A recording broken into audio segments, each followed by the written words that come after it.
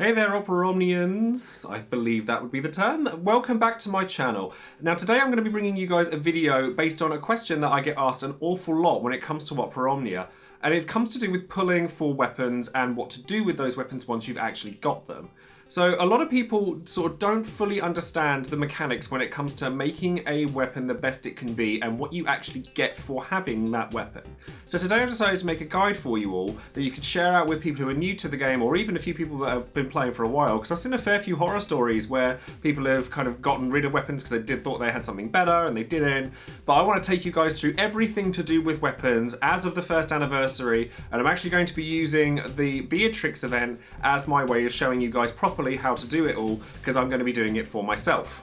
Now before we get started, don't forget to check out all of my social links in the description box below, including my Discord, where if you have any questions relating to this video, any other things to do with Opera Omnia, the trading card game, or anything like that, then feel free to check that out and ask questions. We've got a very welcoming community who would be happy to have you. And don't forget as well that I do also stream Opera Omnia an awful lot on Twitch, so there's also a link in the description box to my Twitch channel if you want to see that.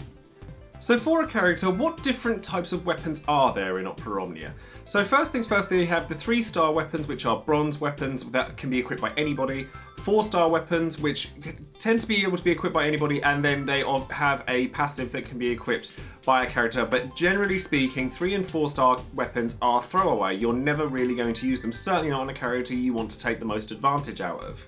Now 5-star weapons, which make up the majority of the things that you're going to want for a character of your choosing. I'm using Beatrix as an example here because she's a character that I really love, and she's a great example for me to show you guys, because my luck when it came to pulling for Beatrix was horrendous. So now that I actually have all of her stuff, I can show you everything with a great deal of accuracy. But you get 3 different types of weapons, and there are, you'll see, different ones depending on the character. Every weapon has a CP value. Now what that means is that a CP value can directly correlate to the CP total that a character has to spend on passive abilities that they can then take into battle and make themselves stronger. Some weapons have more CP than others, and I'll explain that now. You have 15 CP weapons, which generally have a passive ability that correlates to the first attack or skill that your character has available to them. You then have a 35 CP weapon, which was introduced slightly later than when the game came out, which will then correlate directly with the second skill that your character has. Now some characters, not all, but an increasing number as time goes on, are starting to get EX weapons, which have 70 CP and grant you an entirely new attack that doesn't have a sort of skill use number of uses as such, but it has like a cooldown timer so that you can use it repeatedly and is great for longevity purposes. So generally speaking, when you've got a character in mind that you really want, you want to get hold of all of their available weapons, but you may want to get multiple copies of them, and I'll explain why in just a moment.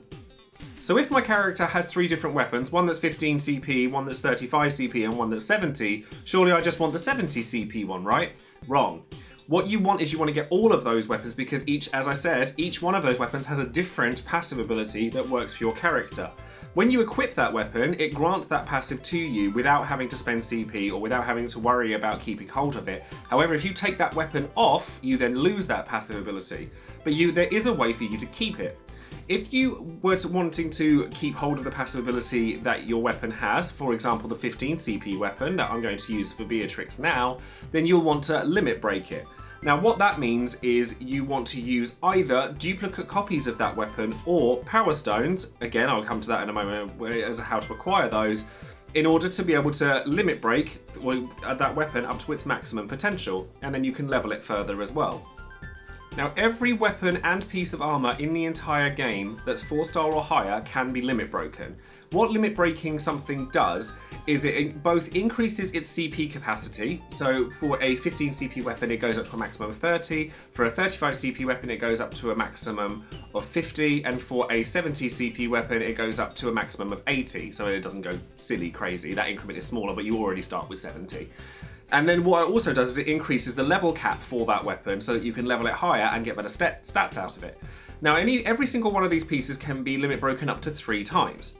So the way to do that, as I said, is to get either a duplicate copy of that weapon or 4 power stones, which is acquired by either selling an unwanted 5-star weapon, or you can get one by various means through events, or there's one offered up for 900 Dissidia points every week in order for you to accumulate more and more as you go. But the primary method of getting them usually comes down to selling unwanted 5-star pieces. But then once you've limit broken something 3 times and leveled its level to maximum through the use of orbs usually, or like fusing other weapons into it, but one thing that is a big trap, do not fuse weapons into your, like 5-star weapons into your weapon that are not the same weapon, because you can fall into a trap where you end up just wasting 5-star weapons, because fusing them together does not give you power stones. However, it does give you the limit breaks if they are the same weapon. So be very, very careful how you go about that. Make sure that you get that little limit break bit appear on the screen so that you know that that is what you're getting from it. So as I say, once you've max limit broken it, so you've limit broken it 3 times, either through multiple copies of the dupes, 12 power stones, or somewhere in between, and then you've leveled it up to maximum, it will go up to a 6-star weapon, which means that its background turns blue, and you get to keep the passive that you would have gotten by equipping the weapon permanently. So what you want to do then is, if this is on like a 15 CP weapon and you own the 35 CP or the EX weapon or both, you can then sell that weapon off that's max limit broken to get power stones refunded so that you can then spend them on the next weapon up. So for example, with my Beatrix, I want to have all 3 of her passives.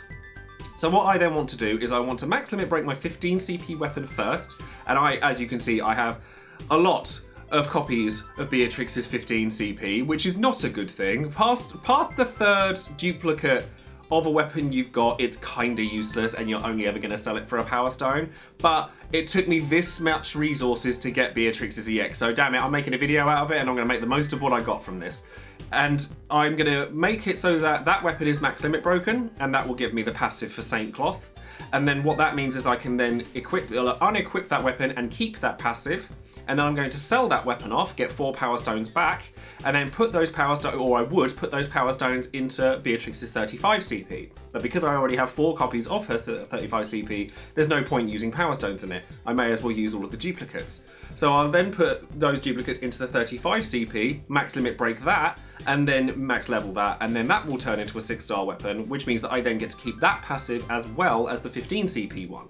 Now, the EX weapons you don't have to necessarily limit break just to keep the passive. However, when you limit break an EX weapon, it gets incrementally stronger. So using Edgar's EX weapon that I have here to show you guys an example, once you've gotten its limit break once, you get the Mighty Chainsaw, which means it does more damage. Once you get the second one, you get Chainsaw Advance, which means that it does more Bravery Overflow, which means that you get Bravery over your max Bravery when you're using it. And then you also, when you've fully max limit broken it, you get Chainsaw Recast up, which means that the recast speed for Chainsaw is reduced, so you get to use it more often.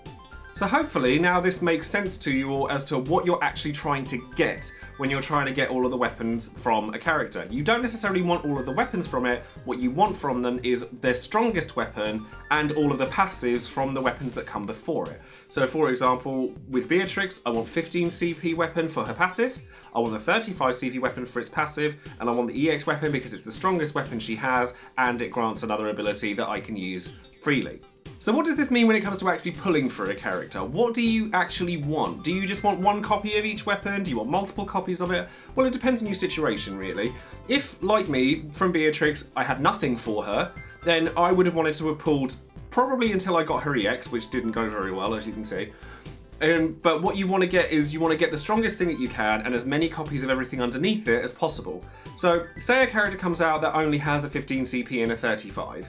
If you get 1 copy of each of those, you can stop. You can stop pulling for those if you want to, because you can always use power stones from other banners that you pull on, or from accumulating through events, or the weekly one. Then you could do that way. Max the 15 first, sell that off, equip the 35, you've got the passives. You don't have to max limit break the highest level one if you don't want to, because you've got the passive from having it equipped. So basically, if you're lacking in power stones, then pulling for multiple copies of the same weapons isn't a bad idea. If you get an EX weapon early, continuing to pull on that banner isn't a bad idea. The chances are you won't get another copy of the EX because they're very, very rare, but even if you do, you could always either use it to bolster your current EX, or I believe that there is a reason to hold on to them, but we have got a while to wait before that actually becomes relevant because it's only just happened in the JP version. So basically, I like to focus on 1 character at a time within a banner, and if I happen to get a 15 and a 35 for a different character, or an EX and some other stuff for another character, then that's a great bonus. But if I'm focusing on 1 character, then it means that I can go, okay, I can assign myself this many pulls for this character. If I get their stuff, great. If I get any of the other stuff for the other characters, then I can either use those as power stones to fuel that character, or I can just kind of be happy with the fact that I got a complete bonus kit and I can just fill it out later with power stones. So ultimately, what you want your character to look like, I will show you an example of with my Beatrix right now on the right hand side. You want the passives, which are all in orange, to come from their weapons and armor. The armor for which you can get from the token exchange, which you can get from the start title screen, and armor tokens are released very, very frequently. And there's now actually a way of getting weapons from weapon tokens or power tokens. So if you have any gaps like 15s and 35s, you could even save up your power tokens and just like fill in the gaps that way so that you can stop pulling on a banner early. So if you, for example, get an EX and a 35, but you don't have the 15, you could just kind of leave it and then get the 15 through the power tokens, or vice versa with the 35 and 15. So that way you can kind of fill in the gaps and make it easier. But this is what a character wants to look like at the end. You want to make sure you have the 15 CP weapon passive, the 35 CP weapon passive, and the EX weapon passive from having equipped the weapon altogether. And then one last note before we finish, please don't forget to equip your passives when it comes to these things, because the game doesn't tell you a lot of this stuff, unfortunately, but what it also doesn't tell you is that you need to go into your character's menu and actually equip those passives. You don't automatically have them equipped after you've taken the weapon off and you've kept the passive for yourself, so make sure you go back in and do that. The reason I like this system in this game is because it means that even if you don't necessarily get everything that you want from a banner, at least the stuff that you do get, because you're guaranteed a 5-star within a multi-pull, you're at least going to get a power stone if nothing else. The stuff that you don't want that you get can at least be used to fuel the things that you do. So if you get this massive abundance of stuff you don't want, like I currently have, I'm sitting on 35 power stones before this video is finished, and a buttload of 5-star weapons that I want to get rid of because I've already got Cryol Terror and now Beatrix maxed out. So I'll be able to sit on this huge number of power stones ready for when the next banner comes around for something I want, and then I only have to pull one of everything before I can just kind of shove power stones into it all, and it saves me having to spend gems on it later. So that is going to be it for this video. I know it's a lot of information to take in, but something that I really strongly wanted to put forward because I think that there are a lot of people who play Opera Omnia that don't fully understand this system. So if you do understand the system and you're just kind of watching for the ride, then make sure you share this video out with people who you want to get into Opera Omnia so that they can learn how it all works nice and easily with just one video. And then just, you know, share it out with people and let them know that this game's actually very forgiving in terms of what you're pulling for, because I think it's one of the best things about Opera Omnia, and it's one of my favourite things to tell people about it because it helps them get into the game. But as I said, don't forget to check out all of my social links in the description box below. I did actually do my pulls for Beatrix on a video alongside the Broadway Saiyan, which I'll also leave a link to in the description box below, but trust me when I say that was a small percentage of the pulls that I did for Beatrix, because my pulls didn't go too well for her. So hopefully you guys will benefit from my poor luck at least. But thank you very much for watching, and I hope to see you all again soon. Don't forget to subscribe, and I'll see you later. Bye!